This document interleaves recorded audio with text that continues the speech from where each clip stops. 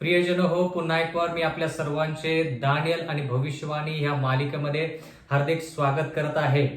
Daniel आणि भविष्यवाणी त्याचा आजचा हा 10व्या क्रमांकाचा संदेश आहे, ज्याचं शीर्षक आहे जिवंत देवाचा सेवक. त्याचा हा पहिला भाग आहे. जिवंत देवाचा सेवक, जिवंत देवाचा सेवक. आणि माझी अशी खात्री आहे की आजचा संदेश देखील बाकीच्या किंवा इतर संदेशासारखा आपल्याला आध्यात्मिकरित्या लाभदायक असा ठरणार आहे. माझ्या संगती तुम्ही वेगवेगळ्या माध्यमाद्वारे जोडले गेलेले आहात, म्हणून मी तुमच्या सर्वांचे हार्दिक आभार मानतो आणि देवाचे देखील उपकार मानतो, कारण की त्याने आपल्याला ही संधी दिलेली आहे. बंधू आणि भगिनींनो, नेहमीप्रमाणे आपण देवाला विनंती करणार आहोत की त्यानं आज या दानियेलच्या 6व्या अध्यायामध्ये आपल्याला मार्गदर्शन करावं.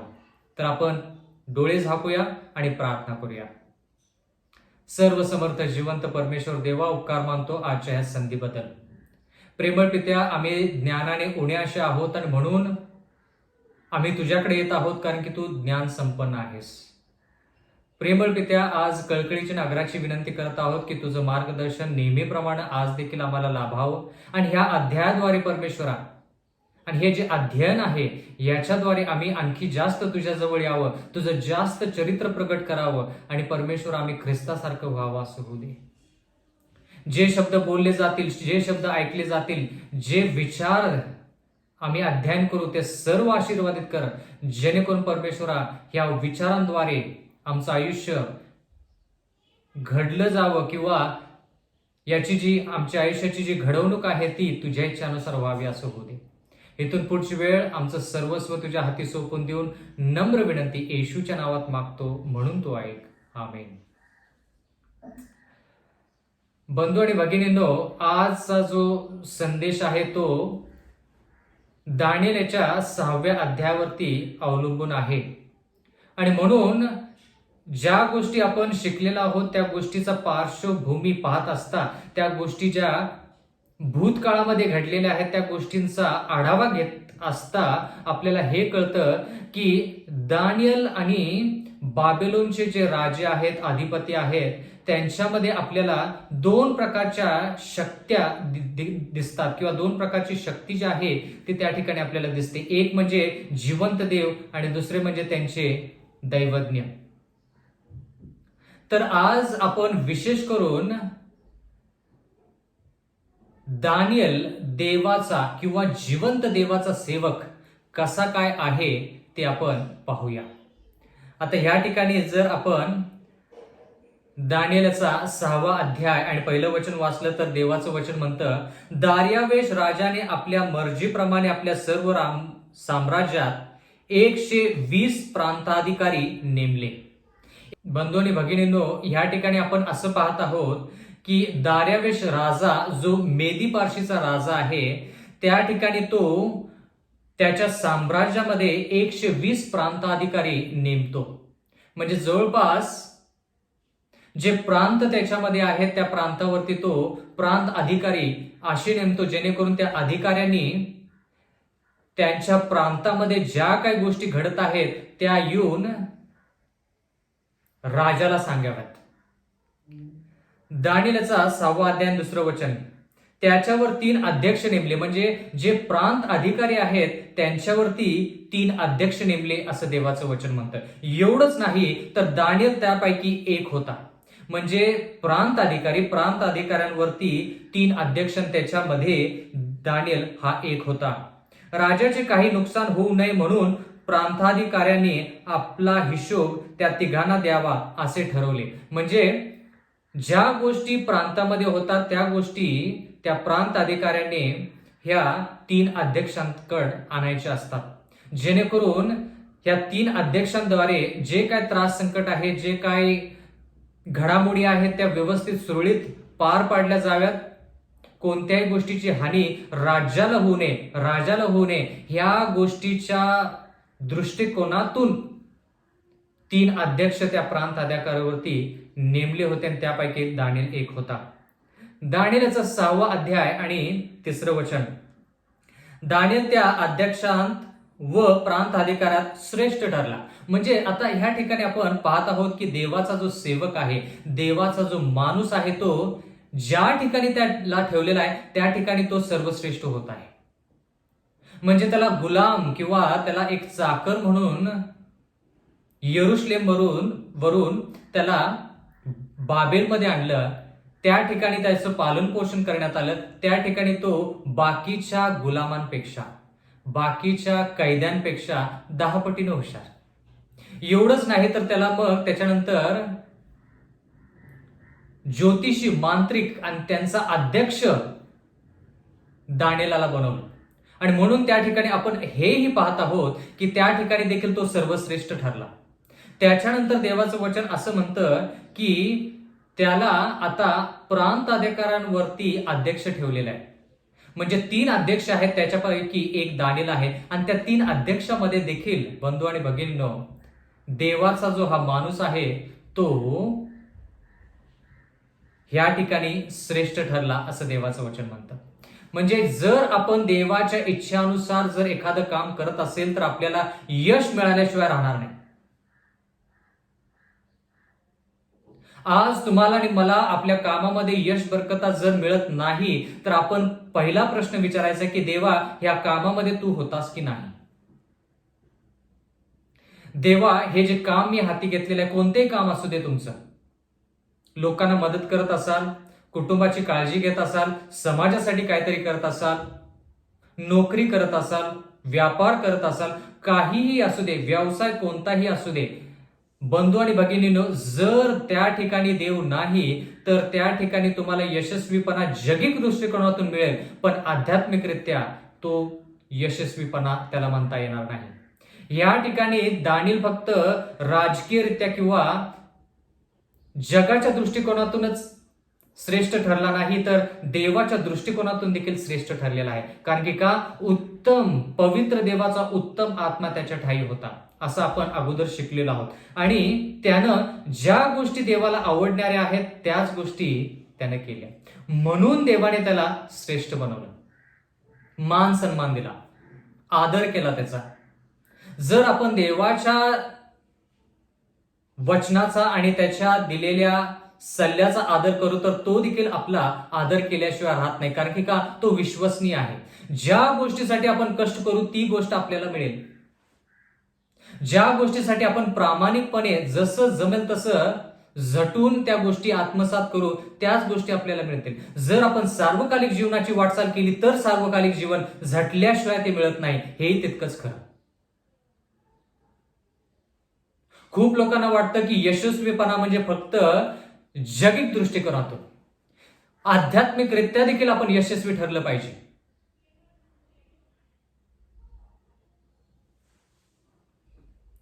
दानिएलचा 6वा अध्याय आणि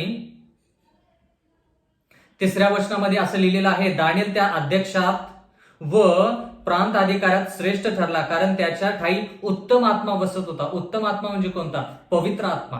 पवित्र आत्मा. मी तुम्हाला ह्या ठिकाणी एक वाक्य सांगत आहे, ते फार गरजेचं आहे. मी एका आध्यात्मिक पुस्तकामध्ये ते वाक्य वाचलं. ज्या व्यक्तीने पवित्र आत्मा त्याच्या अंतःकरणामध्ये कार्य करावा असं त्या व्यक्तीनं निर्णय घेतलेला आहे, त्याच्यामध्ये मर्यादा राहत नाही. म्हणजे त्याच्यामध्ये कोणत्याही गोष्टीची कमी राहत नाही.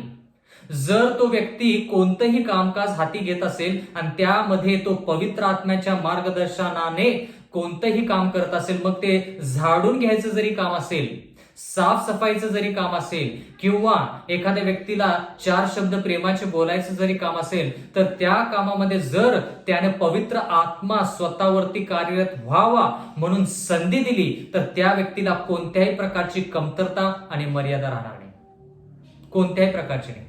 म्हणजे पवित्र आत्मा पूर्णपणे त्याच्यावरती येतो आणि पवित्र आत्मा अद्भुत कार्य त्याच्याद्वारे करू शकतो. दानिएलचा 6वा अध्याय आणि 3रं वचन, पुढचं वाक्य देवाचं वचन म्हणतं, त्याला सर्व राज्यावर नेमावे असा राजाचा विचार होता. बघा, आता एका स्थानावरून तो दुसऱ्या स्थानापर्यंत पोहोचत आहे, एका स्तरावरून दुसऱ्या स्तरावरती पोहोचत नाही. आणि देवाचं वचन म्हणतं की राजाची अशी इच्छा होती की त्याला सर्व राज्यावरती नेमावे. म्हणजे अध्यक्षांच्या वरची पातळी त्याला द्यावी. देव कोणालाही असंच राज्यावरती नेमून देत नाही. आपण दानिएलच्या 2ऱ्या अध्यायामध्ये पाहतो की देव राज्य स्थापन करतो आणि देव राज्य आणि राजे काढून देखील घेतो. तसं जर असेल तर ते सर्वांच्याच बाबतीत. प्रियजन हो, दानिएलच्या बाबतीत पण तेच. कारण की का, जर दानिएलला राज्यावरती नेमायचं तर ते देवाच्या परवानगीशिवाय होऊ शकणार नाही. दानिएलचा 6वा अध्याय 4 वचन. असे असता राज्यकारभारा संबंधाने दानिएल विरुद्ध काही निमित्त शोधण्याचा प्रयत्न त्या अध्यक्षाने व प्रांत अधिकाऱ्याने चालवला. म्हणजे थोडक्यात ह्या ठिकाणी आपण असं पाहत आहोत की जी नेमणूक दानिएलची अध्यक्षांच्या वरती व्हायची आहे, प्रांत अधिकाऱ्यांच्या वरची व्हायची आहे, त्यावेळेस प्रांत अधिकारी आणि अध्यक्षांना ते बरं वाटलं नाही, आवडलं नाही. त्यांना वाटलं की दानिएल जर राज्यावरती नेमला गेला तर आम्ही देखील त्या राज्यावरती नेमलं जावं. म्हणजे थोडक्यात त्यांच्यामध्ये ईर्ष्या, मत्सर आणि द्वेष निर्माण झाला.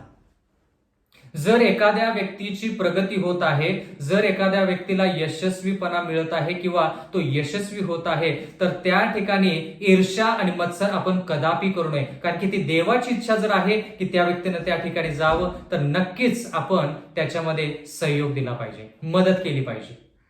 ज्या परिस्थितीमध्ये आपण जात आहोत बंधू आणि भगिनींनो, ज्या परिस्थितीमधून आपण जात आहोत त्या परिस्थिती ज्या आहेत त्या देवाच्या हातामध्ये द्या. देवाला माहित आहे की कोणाला उंचवायचं आणि देवाला माहित आहे की कोणाला नमवायचं.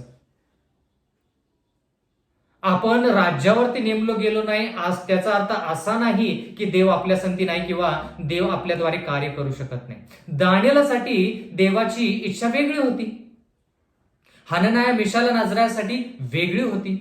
हनन्याह मिशाएल अजर्या देखील दानिएल संगतीच यरुशलेम वरून ह्या ठिकाणी आले होते बाबेलमध्ये. त्यांनी ईर्ष्या मत्सर केली नाही, त्यांनी दानिएलचा द्वेष केला नाही. ज्या परिस्थितीमध्ये, ज्या पातळीवरती ते आहेत, ज्या स्तरावरती ते आहेत, जे अध्यक्ष त्यांना नेमलेलं आहे कोणत्याही गोष्टीमध्ये, त्याच्यामध्ये ते सुखी आणि समाधानी आहेत. पण या ठिकाणी आपण जगाचा जर विचार केला तर अध्यक्ष आणि प्रांत अधिकाऱ्यांनी एक चुकी शोधून काढण्याचा प्रयत्न केला जेणेकरून दानिएल कोणत्याही परिस्थितीमध्ये राज्यावरती नेमला जाऊ नये. बंधू आणि भगिनींनो, कधी कधी यशस्वीपणा आपल्या जीवावरती बेततो.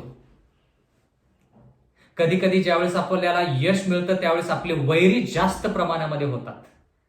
पण ज्यावेळेस आपल्यामध्ये काही यश नसतं त्यावेळेस आपण सगळेजण किंवा सगळे लोक एकत्रित असतात. पण ज्यावेळेस एखाद्या व्यक्तीला यश येतं त्यावेळेस बाकीच्या लोकांची परीक्षा सुरू.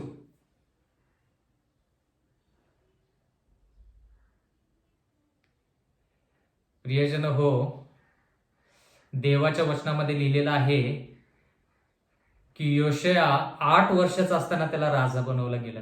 8 वर्षाचा ना, मग आता 8 वर्षाचा जर लेकरू राजा होऊ शकतं देवाच्या इच्छानुसार, तर त्या राज्यामध्ये वयोवृद्ध लोक किंवा तरुण लोक नव्हते का, जेणेकरून ह्या लहान लेकराला राजा बनवावं. जरी त्या ठिकाणी सर्व लोक असले तरी देखील देवाची इच्छा होती की हा 8 वर्षाचा जो मुलगा आहे त्याला राजा बनावं, त्याला राजा बनवावं, त्याच्याद्वारे सत्ता चालवावी. म्हणून देवाचे जे मार्ग आहेत ते कधीही चांगले असतात. म्हणून आपण ईर्ष्या मत्सर न करता देवाच्या इच्छानुसार ज्या पातळीवरती देवाने आपल्याला ठेवलेलं आहे त्या पातळीवरती आपण काम प्रामाणिकपणे केलं पाहिजे. दानिएल ज्यावेळेस तो कैदी होता त्यावेळेस ठिकाणी तो प्रामाणिक राहिला म्हणून तो प्रांत अधिकारी झाला किंवा अध्यक्ष झाला. आणि तो त्या ठिकाणी प्रामाणिक होता म्हणून राजाची इच्छा होती की त्याला पूर्ण राज्यावरती नेमावे. आता या ठिकाणी देवाचं वचन म्हणतं, दानिएलचं 6वा अध्याय 4 वचन, पुढचं वाक्य, पण त्यांना काही निमित्त किंवा दोष सापडेना. म्हणजे हे लोक दोष शोधू लागले. तो दोष घ्यायचा, राजाला सांगायचा आणि राजाला म्हणायचं की हा माणूस तू ज्या पातळीवरती त्याला ठेवू इच्छितोस त्या पातळीच्या लायकीचा नाही. ही जी भाषा आहे ही भाषा आपल्याला जाणवत आहे का, त्याच्यावरून काय आठवत आहे का आपल्याला की हे लोक निमित्त शोधत आहेत जेणेकरून दानिएलाला कुठल्याही परिस्थितीत राज्यावरती नेमायचं नाही. तो आपल्यासारखाच झाला पाहिजे, आपल्या संगतीच राहायला पाहिजे. तो आपल्यापेक्षा श्रेष्ठ होता कामा नये. बंधू आणि भगिनींनो, देवाच्या राज्यामध्ये ज्यावेळेस युद्ध झालं, स्वर्गामध्ये ज्यावेळेस युद्ध झालं, त्यावेळेस सैतान किंवा लुसिफर नावाचा जो स्वर्गदूत होता तो हेच म्हणाला की येशू ख्रिस्ताला माझ्यापेक्षा किंमत जास्त का? माझ्यामध्ये अशी कोणती कमी आहे जेणेकरून मी येशू ख्रिस्ताच्या आसनावरती बसू शकत नाही? खूप वेळेस लोक ईर्ष्या आणि मत्सर त्यांच्यामध्ये काय येतो, कारण की त्यांना वाटतं की जी पातळी बाकीच्या लोकांना मिळती ती त्यांना मिळावी. म्हणजे थोडक्यात काही लोक हे जगाच्या नावाखाली करतात, काही लोक हे देवाच्या नावाखाली करतात, काही लोक हे समाजाच्या हेतूने समाजाचं हित जे आहे त्या गोष्टी समोर ठेवून द्वेष आणि ईर्ष्या आपल्यामध्ये बाळगतात. समाजाचं हित म्हणून आम्हाला काळजी वाटते, म्हणून आमची इच्छा आहे की तो व्यक्ती त्या पातळीवरती पोहोचू नये. आम्हाला वाटतं की आमच्या ज्या कल्पामध्ये आम्हाला जे लोकांची काळजी आहे त्याच्यामुळे आम्हाला वाटतंय की हा व्यक्ती ह्या ठिकाणी पोहोचू नये. देवासमोर त्या सर्व गोष्टी ठेवा. देवाला चांगलं माहित आहे, देवाला व्यवस्थित माहित आहे की कोणाला उंचवायचं आणि कोणाला कोणत्या पातळीवरती ठेवायचं. या ठिकाणी देवाचं वचन पुढे म्हणतं, दानिएलाचं 6वा अध्याय 4 वचन, कारण तो विश्वासू असून त्याच्या ठाई काही चूक किंवा अपराध सापडला नाही. कोणतीही चूक, कोणताही अपराध दानिएलाच्या ठाई नव्हता. म्हणजे तो कसा होता? परिपूर्ण असा होता. म्हणून तो राज्यावरती नेमला गेला होता. हे ह्या प्रांत अधिकाऱ्यांना, अध्यक्षांना समजायला पाहिजे होतं. ते त्या राज्यावरती का नेमले गेले नाहीत? कारण की त्यांच्यामध्ये ईर्ष्या आहे, मत्सर आहे, त्यांच्यामध्ये हेवा आहे. त्यांना वाटतं की ते वरती नेमले जावेत आणि दानिएल नाही. म्हणून ते दानिएलामध्ये शोध करू लागले की तो कोणत्या ठिकाणी चुकतो. जी लोक दुसऱ्यांमध्ये चुकी शोधतात ते त्या क्षणाला चुकीमध्ये आहेत असं आपण जाणून घेतलं पाहिजे. जर आपण दुसऱ्यांच्या चुका ज्या आहेत त्या आपण शोधत राहिलो तर त्या क्षणाला आपण एक चुकी करत आहोत, आणि ती चुकी म्हणजे दुसऱ्यांच्या चुका शोधणं. म्हणून आपली प्रगती होत नाही असं देवाचं वचन म्हणतं.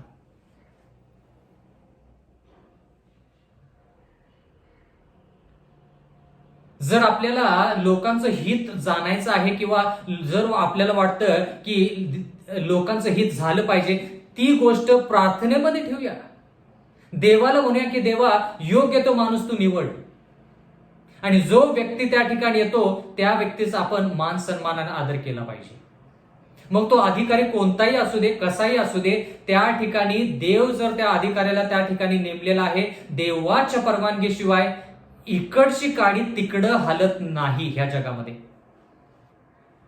आणि तसं जर आहे तर कोणीही देवाच्या वचनानुसार आपण पाहत आहोत, ईर्ष्या, मत्सर आणि हेवा करू नये. सर्व गोष्टी ज्या आहेत त्या आपण देवावरती सोडवून दिल्या पाहिजेत, सोपवून दिल्या पाहिजेत. या ठिकाणी कोणतीही चूक, कोणताही अपराध दानिएलाच्या ठाई नव्हता. म्हणून तो पूर्ण राज्यावरती नेमायचा असा राजाने विचार केला. जर बाकीच्या अध्यक्षांमध्ये, जर बाकीच्या प्रांत अधिकाऱ्यांमध्ये अशाच प्रकारचे उत्तम आत्मा जर असता आणि अशाच प्रकारचे गुण जर असते तर त्यांना देखील त्या ठिकाणी नेमलं असतं. हे देवाला माहित आहे. देवालाच नाही तर राजाला देखील माहित आहे. राजा विदर्भी जरी असला तरी त्या ठिकाणी देव कार्य करत आहे. देव जर नबुकद्नेस्सराला बोलू शकतो, देव दार्यावेशला देखील बोलू शकतो.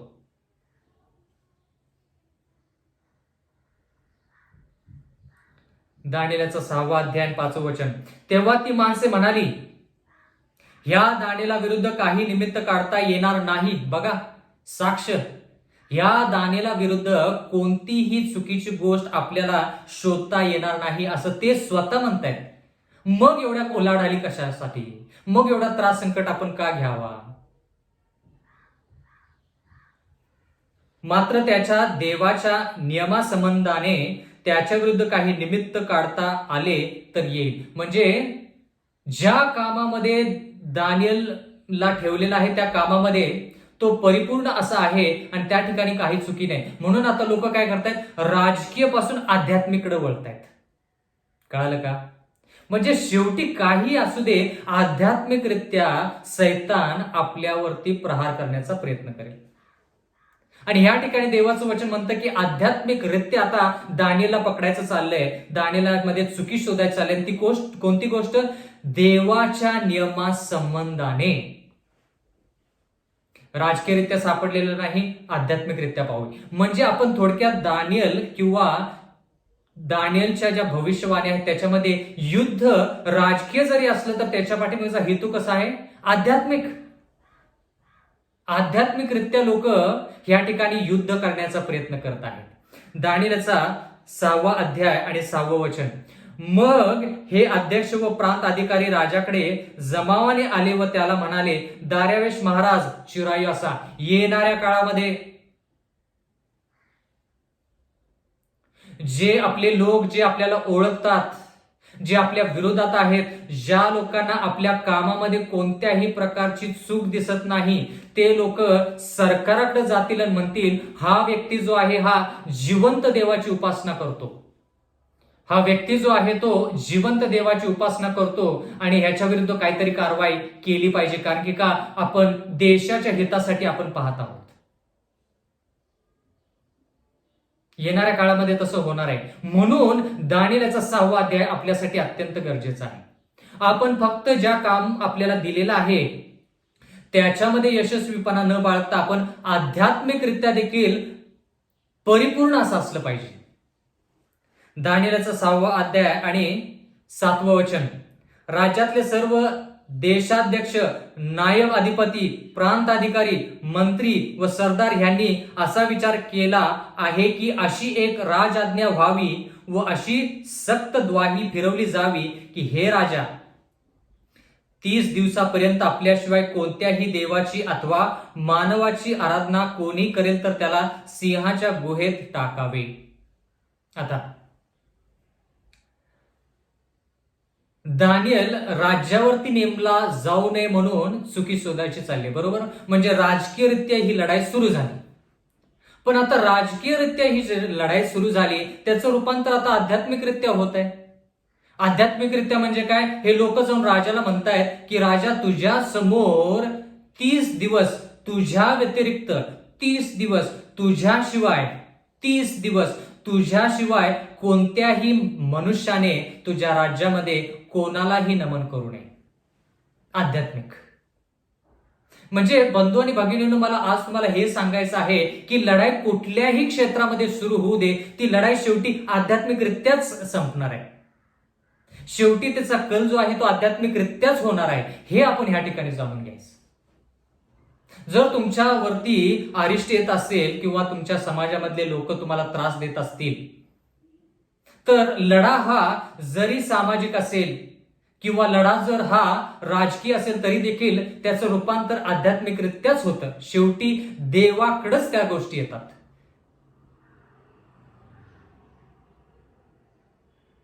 या ठिकाणी असं लिहिलेलं नाही की 30 दिवस राजा तुझ्याशिवाय कोणीही राजा बनू नये किंवा 30 दिवसासाठी कोणत्याही व्यक्तीनं तुझ्या विरुद्ध काही बोलू नये. राजकीय होऊ शकला असता असा नियम, पण नाही, आध्यात्मिक. म्हणजे सैतानाला बरोबर माहित आहे की दानियेलला कोणत्या गोष्टीमध्ये पकडायचं.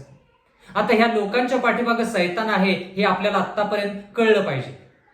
याच्यामध्ये आपण निष्कर्ष असा काढला पाहिजे की आता या ठिकाणी सैतान ह्या दानियेलच्या विरोधात आहे आणि तो लोकांचा वापर करत आहे.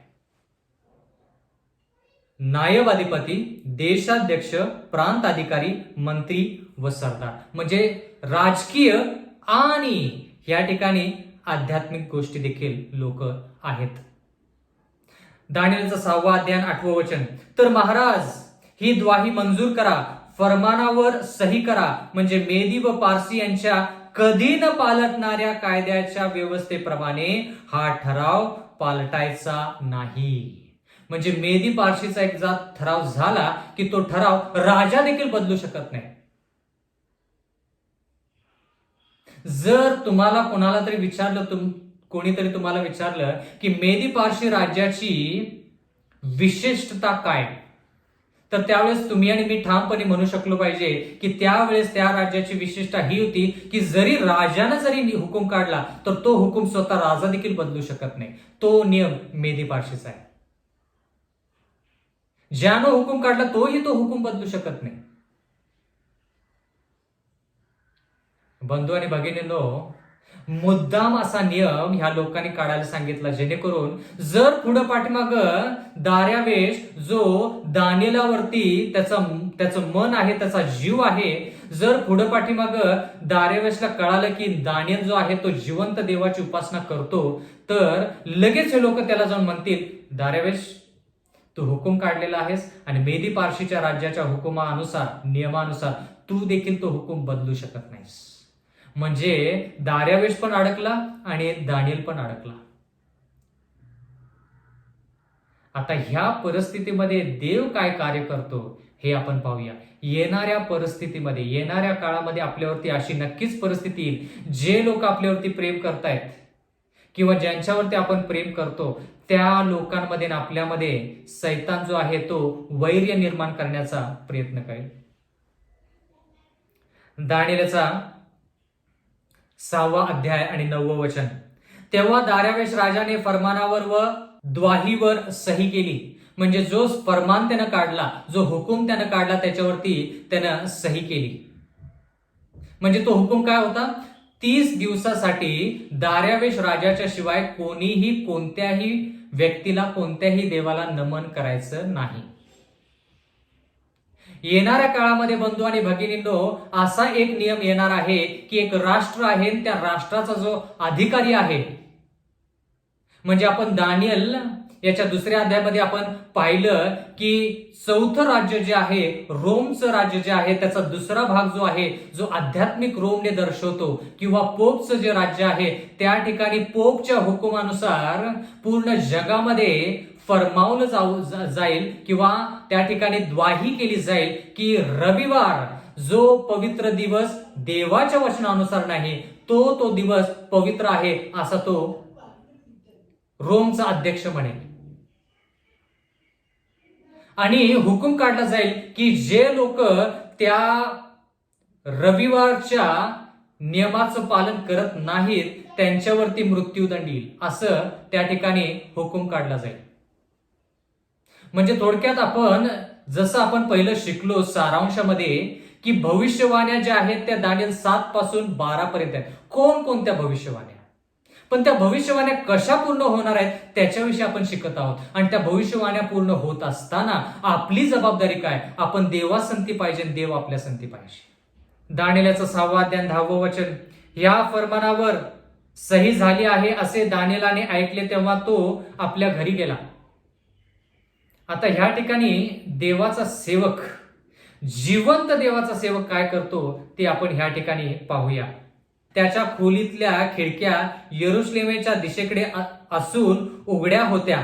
त्याने आपल्या नित्य क्रमाप्रमाणे, सर्वात महत्वाचं शब्द या वचनामध्ये, त्याने आपल्या नित्य क्रमाप्रमाणे दिवसातून 3दा गुडघे टेकून प्रार्थना केली व आपल्या देवाचा धन्यवाद केला. देवाचा धन्यवाद केला. का देवाचा धन्यवाद केला? आणि ह्या ठिकाणी देवाचं वचन म्हणतं की त्यानं आपल्या खोलीचे जे खिडक्या आहेत त्या खिडक्या यरुशलेमच्या दिशेने उघडल्या किंवा उघड्या ठेवल्या आणि त्याने गुडघे टेकून 3 वेळेस प्रार्थना केली. आता ह्या सर्व गोष्टी महत्वाच्या, या सर्व गोष्टी महत्वाच्या. आता यरुशलेमच्या दिशेने त्याच्या ज्या खिडक्या आहेत त्या उघड्या आहेत आणि थोडक्यात तो यरुशलेमच्या दिशेने पाहत आहे. मग ह्या ठिकाणी फरमान काढणे आणि यरुशलेमच्या दिशेने जी खिडकी उघडी आहे त्या दिशेने तो पाहत आहे, याच्यामध्ये संबंध काय?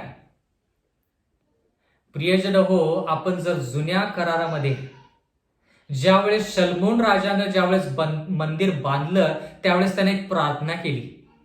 त्या प्रार्थनेमध्ये जर आपण विचार केला, त्या प्रार्थनेचा जर विचार केला तर त्या ठिकाणी शलमोन राजा म्हणतो की देवा, जर हे तुझे लोक, यहुदी लोक, देवा तुझे लोक जे ह्या जागेमध्ये आहेत, ह्या स्थानामध्ये आहेत, जर ते तुला सोडून बाकीच्या देवांच्या पाठीमागे लागले आणि जर तू त्यांना गुलामगिरीमध्ये पाठवलंस, तर देवा ज्या वेळेस ते यरुशलेमच्या दिशेने पाहून प्रार्थना करतील आणि प्रायश्चित करतील, तर देवा कृपा करून त्यांना तू ह्या यरुशलेम शहरामध्ये, या तुझ्या वचनदत्त देशामध्ये परत घेऊन ये.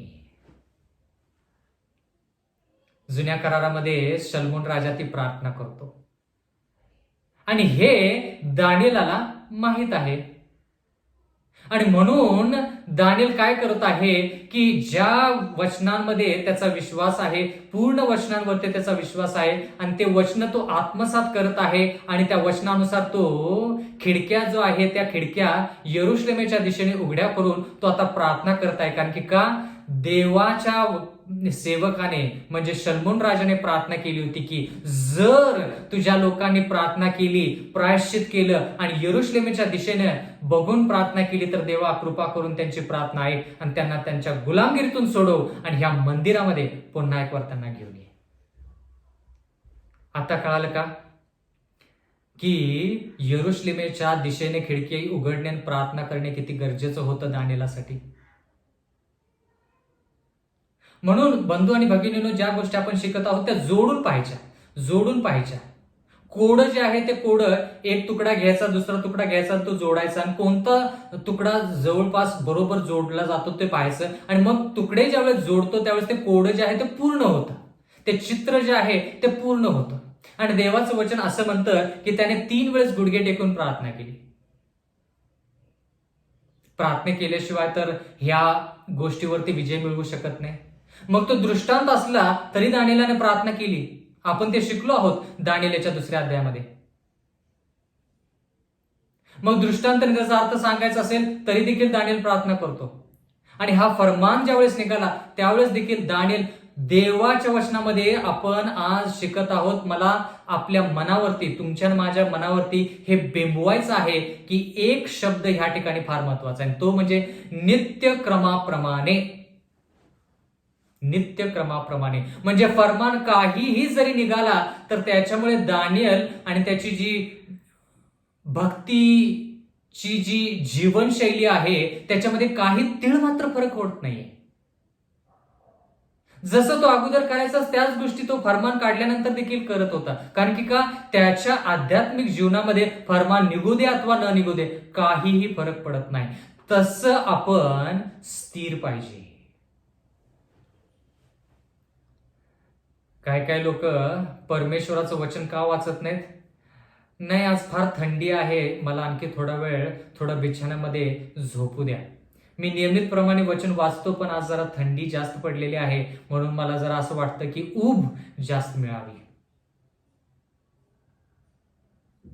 काही लोक म्हणतात की आज पाऊस जास्त पडत आहे आणि मला मंदिरामध्ये म्हणजे देवाच्या मंदिरामध्ये जाऊसं वाटत नाही, मी इथंच काहीतरी प्रार्थना करतो आणि 2-4 वचनं वाचतो आणि माझी भक्ती जी आहे ती समाप्त करतो. पाऊस असू दे, ऊन असू दे, थंडी असू दे, वारा असू दे, काही असू दे, नियमित क्रम जे आपले आहेत, जे देवाने आपल्याला दिलेले आहेत, त्या सर्व गोष्टी आपण आध्यात्मिकरित्या पार पाडल्या पाहिजेत. मला सांगा, आपण पावसाचं कारण कधी कधी देतो, कधी कधी आपण थंडीचं कारण देतो, कधी कधी आपण उन्हाचं कारण देतो. ह्या ठिकाणी फरमान निघालेलं आहे 30 दिवसासाठी कोणीही दार्यावेश राजाशिवाय कोणालाही नमन करायचं नाही. 30 दिवस फरमान. आता हा फरमान कडक आहे, हा फरमान सक्तीचा आहे का ऊन वारा पाऊस आपल्यासाठी कोणती मुभा आहे? मनस्थिती व्यवस्थित नाही म्हणून मला आज मंडळीमध्ये किंवा मंदिरामध्ये जायचं नाही. देवाचं वचन म्हणतं नियमितप्रमाणे दानिएलाने सर्व गोष्टी केल्या. म्हणजे फरमान काही असू दे, ज्या वेळेस तो काय करायचा त्याच वेळेस तो सर्व गोष्टी करायचा. जर सकाळी उठून तो देवाचं वचन वाचत असेल तर फरमान काही असू दे, सकाळी उठून तो देवाचं वचन नक्कीच वाचेल. प्रार्थना 3 वेळेस गुडघे टेकून प्रार्थना. परिस्थिती त्याचं आयुष्य बदलू शकत नाही. त्याच्या आयुष्यामध्ये कोणत्याही परिस्थिती येऊ द्या, त्याचा जो नित्यक्रम आहे त्याच्यामध्ये कोणीही बदल करू शकत नाही. म्हणून देवाच्या वचनामध्ये आपण काय पाहत आहोत की दानियल जो आहे तो सर्व राज्यावरती नेमायचं असं दार्यावेशने ठरवलं, उगच नाही. शिस्तबद्ध आपण पाहिजे.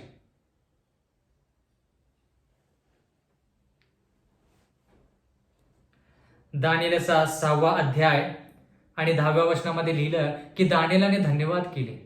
कशासाठी धन्यवाद केले?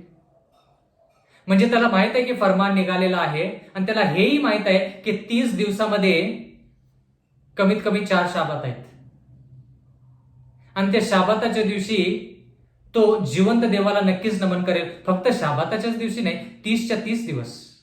हे त्यालाही माहित आहे, पण तरी देखील त्याने धन्यवाद केले. का धन्यवाद केले? कारण की जसं आपण शिकलो बंधू आणि भगिनींनो पाठीमागच्या संदेशामध्ये की देवाला माहित आहे की जी परिस्थिती आशाहीन आहे, ज्याच्यामध्ये अजिबात आशा नाही, त्याच्यामध्ये पूर्णपणे आशा कशी आणायची हे देवाला माहित आहे. हे दानिएल जाणून होता.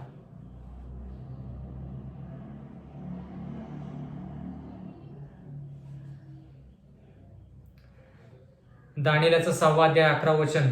त्यावेळी ती माणसे जमावाने आली तेव्हा दानिएल आपल्या देवाची प्रार्थना व विनंती करत आहे असे त्यांना आढळून आले. आता त्याने प्रार्थना उघडपणे केली, दरवाजा बंद करून घेतला आणि त्या सर्व गोष्टी तरी देखील त्या लोकांनी त्याला पाहिलं, खिडकीतून पाहिलं, दरवाजा उघडा होता त्यावेळेस त्यांनी पाहिलं. काही असू दे पण साक्ष घडली. दानिएल म्हणाला असता की 30 दिवस मी कुठेतरी सुट्टी घेतो कारण की मी अध्यक्ष आहे, मी प्रांत अधिकाऱ्यांच्या वरचा आहे, मी 30 दिवस सुट्टी घेऊन कुठेतरी बाहेर जातो कारण की माझी जी वावा आहे ते ह्याच देशामध्ये नाही तर बाकीच्या देशामध्ये पसरलेली आहे, मी 30 दिवस कुठेतरी जातो. दानिएल असं म्हणू शकला असता, पण दानिएलानं तसं नाही केलं. दानिएलानं ओळखलं की ह्या ठिकाणी परीक्षा आलेली आहे आणि त्या परीक्षेमध्ये त्याला विश्वासू राहायचा आहे जेणेकरून देवाचं गौरव व्हावं. दार्यावेशला नमन न करता त्यानं देवाला नमन करायचं ठरवलं. आणि ज्यावेळेस तो प्रार्थना करत होता आणि विनंती करत होता त्यावेळेस लोकांनी येऊन पाहिलं आणि लोकांनी ह्या गोष्टी पाहिल्यानंतर त्यांना लगेच कळालं की आता दानिएल सापडलेला आहे. दानिएल आता काय झालेला आहे? सापडलेला आहे. म्हणजे जो सापळा लोक दानिएलासाठी रचत आहेत त्याच्यामध्ये ते कसे सापडतात ते आपण ह्या ठिकाणी पाहूया. दानिएलचा 6वा अध्याय आणि 12 वचन. तेव्हा ते राजाजवळ जाऊन त्याने फिरवलेल्या द्वाहीविषयी त्याला म्हणाले, महाराज 30 दिवसापर्यंत जो कोणी आपणाशिवाय कोणा देवाची अथवा मनुष्याची आराधना करील त्याला सिंहाच्या गुहेत टाकावे अशी द्वाही आपण फिरवली ना? राजाने उत्तर दिले की मेदी व पारसी यांच्या न पालटणाऱ्या कायद्याप्रमाणे हे निश्चित ठरवले आहे. म्हणजे थोडक्यात हे लोक म्हणतात की अशा फरमान तुम्ही काढलेला आहे की 30 दिवसासाठी तुमच्याशिवाय कोणीही कोणत्याही व्यक्तीचा कोणत्याही देवाचा महिमा करू नये किंवा उपासना करू नये, असा फरमान तुम्ही काढलेला आहे ना? राजा म्हणतो होय, आणि मेदी पारशीच्या नियमाप्रमाणे तो कायदा जो आहे त्याच्यामध्ये काही बदल होऊ शकत नाही. आता ह्या ठिकाणी मला हेच पाहायचं आहे आणि तुम्ही देखील नक्कीच पाहणार आहात की देव ह्या परिस्थिती जी आहे ती त्याच्यामध्ये कसा बदल करून विजय होतो आणि जयवंत होतो ते आपण ह्या ठिकाणी पाहायचं. का ह्या गोष्टी पाहायच्या? कारण की तुम्हाला आणि मला येणाऱ्या काळामध्ये एका फरमानावरती जबरदस्तीनं अंमलबजावणी करण्यासाठी सांगितलं जाईल. त्यावेळेस आपल्याला हे जे वचन आहे हे वचन समजलं पाहिजे, त्यावेळेस हे वचन आठवलं पाहिजे. त्यावेळेस तुम्ही आणि मी देवाची आराधना करू, त्या जिवंत देवाच्या पाठीमागं लागलेलंच आहोत, धावा करतच आहोत. आपण त्याची आराधना ज्यावेळेस करू त्यावेळेस लोक म्हणतील की हे शाबाताच्या दिवशी आराधना करताना मी ऐकलेलं आहे. या मंदिरातून शनिवारी, आजच्या कॅलेंडर अनुसार शनिवारी शाबाताच्या दिवशी भक्ती होत असताना आम्ही पाहिलेलं आहे आणि आम्ही ऐकलेलं आहे. आणि हे लोक रविवारच्या नियमाच्या विरोधात गेलेले आहेत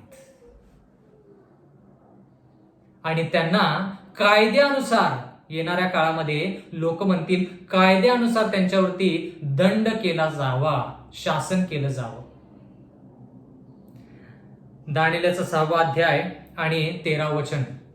तेव्हा ते राजाला म्हणाले, महाराज, पकडून आणलेल्या यहुद्यांपैकी तो दानिएल आपणाला व आपण सही केलेल्या द्वाहीला जुमानत नाही, तर तो नित्य 3दा प्रार्थना करतो. बघा साक्ष. म्हणून म्हटलं ना, शेवटी लोक जे आहेत ती देवाचीच इच्छा पूर्ण करणार. अशी ना तशी देवाच्या सेवकाची साक्ष ह्या ठिकाणी परक्या लोकांनी, विधर्मी लोकांनी सांगितलेली. त्या लोकांना माहित नाही की ते देवाचं काम करत आहेत. त्या लोकांना कळत नाहीये की ते या सर्व गोष्टी राजाला सांगून देवाविषयी साक्ष देत आहेत, हे त्यांना कळत नाहीये. त्यांच्या दृष्टिकोनातून काय की ते चुगली करत आहेत, किंवा त्यांच्या दृष्टिकोनातून काय त्यांनी चूक शोधलेली आहे. पण जर खरं पाहिलं असता हे साक्ष घडत आहेत हे त्या लोकांना कळत नाहीये.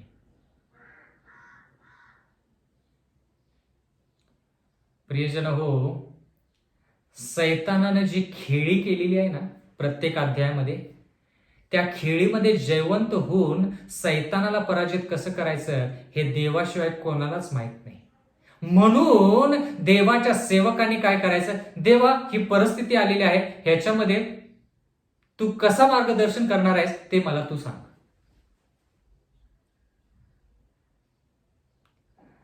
देवाच्या वचनामध्ये असं लिहिलेलं आहे की हे लोक राजाकडे गेले तर म्हणाले, राजा, यहुदी कैद्यांपैकी आपण ज्या एका व्यक्तीला आणलेला आहे, ज्याचं नाव दानिएल आहे, तो आपल्या फरमानावरती लक्ष देत नाही, त्याला तो जुमानत नाही. म्हणजे थोडक्यात दानिएल कोण आहे सध्याच्या परिस्थितीमध्ये? अध्यक्ष आहे. 3 अध्यक्षांपैकी एक आहे आणि त्याच्यामध्ये देखील तो सर्वश्रेष्ठ आहे. मग त्याला कैदी का म्हणायचं? मग त्याला असं का म्हणायचं? तुम्ही म्हणजे महाराज पकडून आणलेल्या यहुद्यांपैकी. पकडून आणलेलं म्हणजे काय?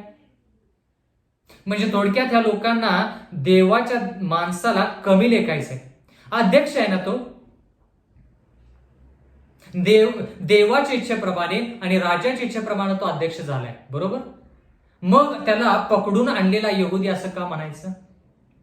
म्हणजे थोडक्यात ह्या ठिकाणी कमी लेखायचं. म्हणजे थोडक्यात राजाला असं सांगायचंय की राजा, ह्याला तुम्ही राज्यावरती कशासाठी नेमताय? तो पकडून आणलेला एक यहुदी कैदी आहे. हा, तो अध्यक्ष आहे, तो भाग वेगळा, पण ह्या चुका तो करत आहे, तो कैदी आहे. तर ह्याच्यावरून आम्ही तुम्हाला थोडक्यात असं सांगत आहोत की तुम्ही त्याला राज्यावरती नेमू नका. म्हणजे लढाई राजकीयरित्या जरी सुरू असली तर त्या ठिकाणी आध्यात्मिकरित्या त्याचं रूपांतर झालेलं आहे हे आपण ह्या ठिकाणी जाणून घेतलं पाहिजे. दानिएलचा 6वा अध्याय 14वे वचन. हे शब्द ऐकून राजा फार खिन्न झाला व दानिएलचा बचाव करण्याचा तो विचार करू लागला. बघा, या ठिकाणी राजा क्रोधित नाही झाला. नबुकदनेझरासारखं तो क्रोधाने येऊन तो असं नाही म्हणाला, हनन्या, मिशाएल, अझराया त्यांना घेऊन या, ते या मूर्तीच्या समोर नमन का करत नाहीत. असा नबुकदनेझर राजा क्रोधित झाला, तसं दार्यावेश क्रोधित नाही झाला, तो खिन्न झाला. का खिन्न झाला? कारण की जिवंत देवाचा उत्तम असा आत्मा दानिएलच्या ठाई होता आणि दार्यावेशचं मन दानिएलच्या अंतःकरणाशी जोडले गेलं होतं.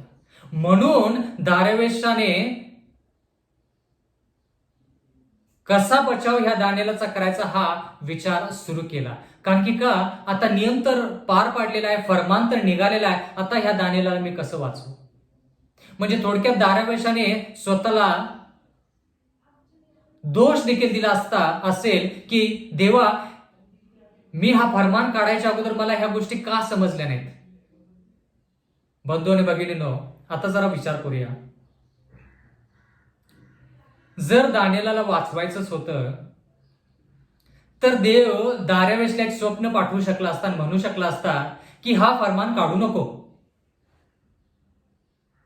पण तसं झालं नाही. देवाने जे राजाच्या मनामध्ये आहे त्या गोष्टी होऊ दिल्या, जेणेकरून राजानं पूर्ण त्याची सत्ता चालवावी आणि त्याच्याद्वारे राजानं जाणून घ्यावं की त्याच्यावरती देखील सत्ता गाजवणारा एक जिवंत देव आहे, जो राजांचा राजा आहे आणि देवांचा देव आहे. म्हणजे त्या ठिकाणी देवाने दानिएलाचा बचाव करण्यासाठी दुसरा कोणताही मार्ग शोधला नाही. तो म्हणाला, दानिएलाला तुम्ही सिंहाच्या गुहेत टाकणार आहे, ठीक आहे टाका. दानिएलाचा 6वा अध्याय आणि 14 वचन, या ठिकाणी देवाचं वचन म्हणतं, हे शब्द ऐकून राजा फार खिन्न झाला आणि दानिएलाचा बचाव करण्याचा तो विचार करू लागला. त्याचा बचाव करावा म्हणून त्याने सूर्य मावळेपर्यंत प्रयत्न केला. काय प्रयत्न केला असेल राजाने? सूर्य मावळेपर्यंत. तो लोकांना जाऊन म्हणाला असेल की मी फरमान काढलेला आहे, पण एक वेळेस माझा फरमान जो आहे, जो हुकूम आहे, तो मला परत घेऊ द्या. ह्याच्यानंतर मी तसं परत करणार नाही. आपल्याला माहित नाही, असं म्हणाला देखील असेल. जे लोक त्याच्याकडे गेले त्या लोकांना तो म्हणाला असेल की ठीक आहे, फरमान काढलेला आहे, तो फरमान आता मी रद्द करत आहे.